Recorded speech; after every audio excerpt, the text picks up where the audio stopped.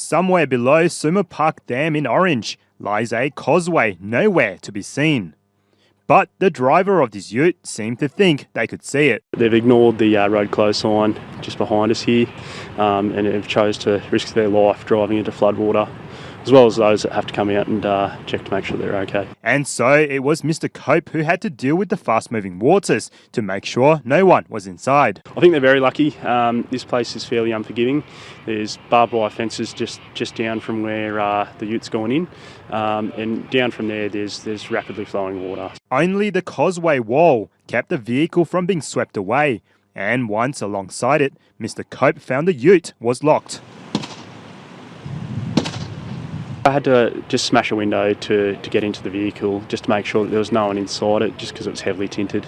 Kellum says this morning's rescue is a good example why locals should always obey a sign in place. Even though it might look like it's only a small amount of water across the road could be eroded from underneath. And if you find yourself in this situation, if you find flood water on the road, don't go through it. Go another way home. It's not worth the risk. Christopher Tan, 7 News.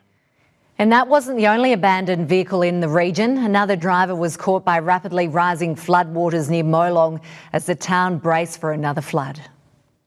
A silver Toyota deserted on the Mitchell Highway just outside of Wellington. The little grey car apparently hit the water and shut it down in the middle of the road, middle of the night. Those in it considered lucky to be alive after an oncoming semi-trailer made a near miss. That truck driver had nowhere to go at that time of the morning. He wouldn't have even seen the car until he was nearly on it.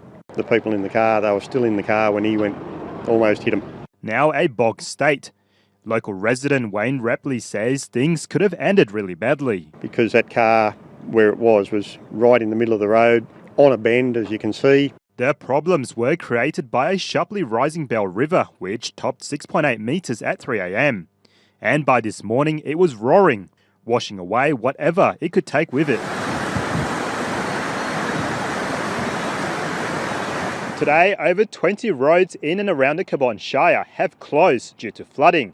Like this one between Molong and Wellington, it's been cut off since 4 a.m, forcing motorists to make other plans. But Molong itself was prepared, while fireys made their way in.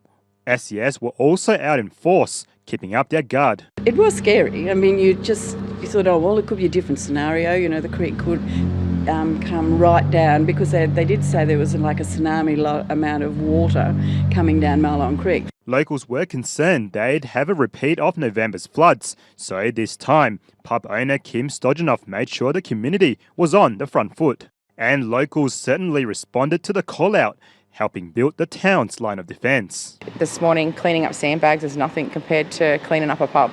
While there was a break in the weather today, locals are keeping their sandbags on standby as they nervously await more rain next week. Christopher Tan, 7 News.